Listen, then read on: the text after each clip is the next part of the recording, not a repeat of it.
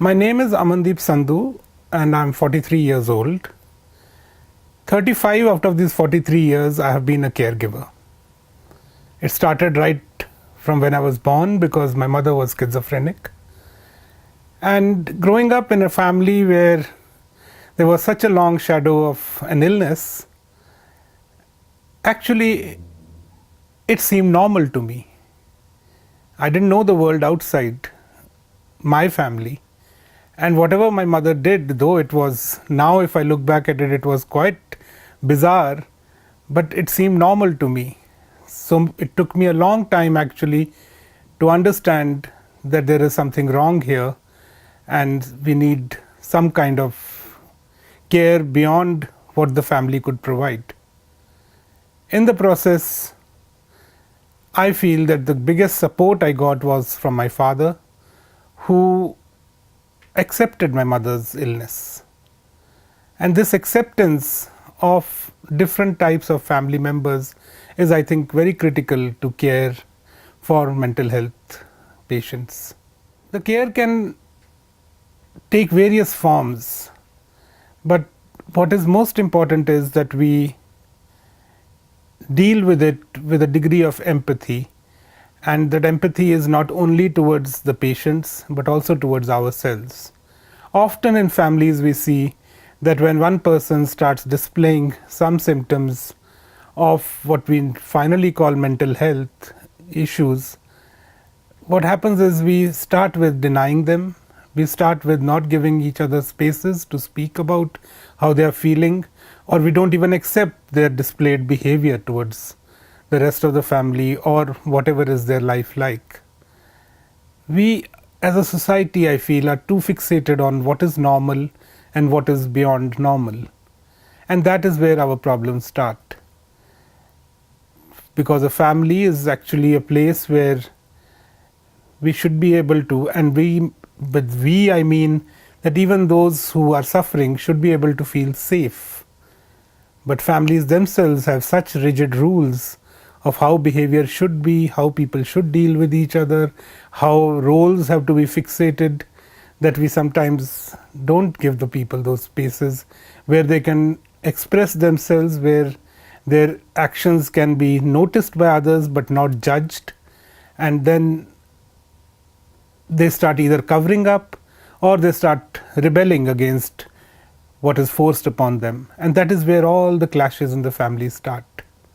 So the key to caregiving, I think, is empathy, and to be able to create a space where we are able to accept each other's behavior without really judging it acutely every time. Mental illness is mostly a functional illness. Of course, the patients suffer, but what really happens is that rest of us are unable to deal with how the patient deals with their life and with us. In that sense, it is a functional illness. And there is no way you can calibrate it, there is no way you can measure it. It has not yet had what I call a threshold. It has not crossed a watermark in the study of illness itself.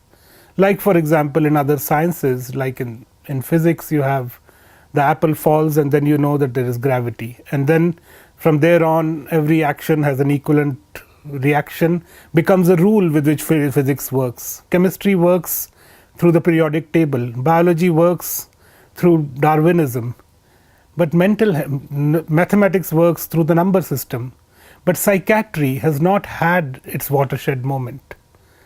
Unless we have that in the study of sciences in the world, we will never be able to say with certainty what is mentally ill and what is not. All we can do is catalog displayed behavior, and what we call are things which we are unable to accept.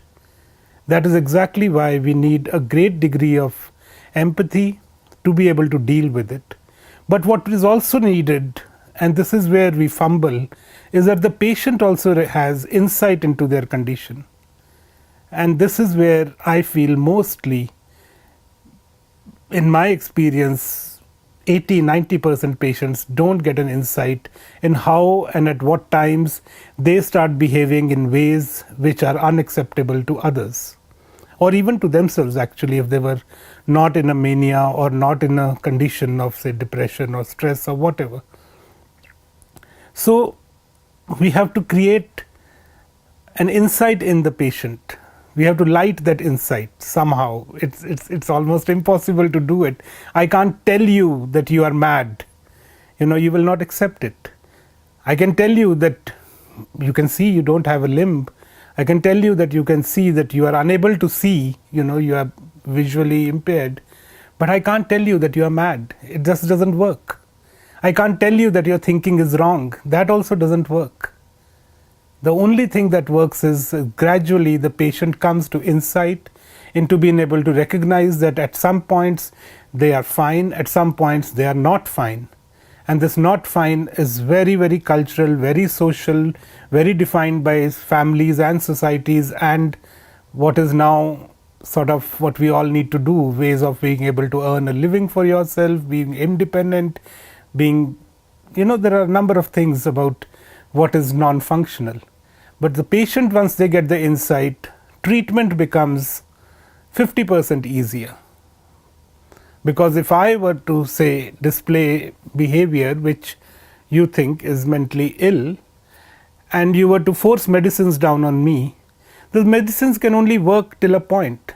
Because almost for 20 years out of the 35 that I was a caregiver, I saw my mother in a vegetative state. The doctors would administer her tranquilizers and she would just lie and sleep. When she would get up, she would be bizarre. That doesn't help with treatment for mental health. What helps is that the patient recognizes that these are the points where they slip, these are the points where they are unable to deal with the world outside or deal with themselves, and then start actively taking medication which they can recognize is causing a difference to them, and improving their health, and improving their mental capacities, and improving their ways in which they deal with the world around them, and also makes them functional. So, to come back to what I did with my mother was that at some point in my life when I started earning, I brought my parents over and just became a caregiver, which meant that a very, very active caregiver, which meant that I started easing her up from her demanded responsibilities, So if she could not cook one evening, I did not make a fuss about it. If she could not really keep her room clean, I did not make a fuss about it. If she could not really meet my friends or greet guests or whatever, I did not make a fuss about it. All I did is allow her space to feel comfortable, to feel that she's accepted as she is, and then gradually introduce change to her. It's in the last, she passed away in 2007, but my father passed away in 2003. And after my father passed away, I saw a dramatic change in my mother. Because that is also what we need to recognize about mentally ill people, is that they often start depending upon you with a sort of key in their hands. That they will use this key, maybe consciously, maybe unconsciously, and that is the interesting part, to twist things around them, otherwise they will threaten you with maniac behavior. So how to bring a sense of responsibility to them by which they do not use this key all the time, because if they are bizarre, then the mood in the home is bad, and then you can't deal with other things. So they know that there is this power they have, the power of going maniac, the power of emotionally bullying you. And that is something also as caregivers we have to be very careful about, because we can't let them go beyond a point, but until that point we have to keep them in a way in which they feel comfortable for being accepted by us. Once insight, the sense of responsibility in an empathetic environment comes to them, you can mostly handle it. Of course, it is very difficult for caregivers. I know it from very personal experience, and through my work with caregivers, your life is never really wholly yours once you have somebody whom you are very close to and who is suffering, but within that space you can still manage it. Best of luck. Thank you.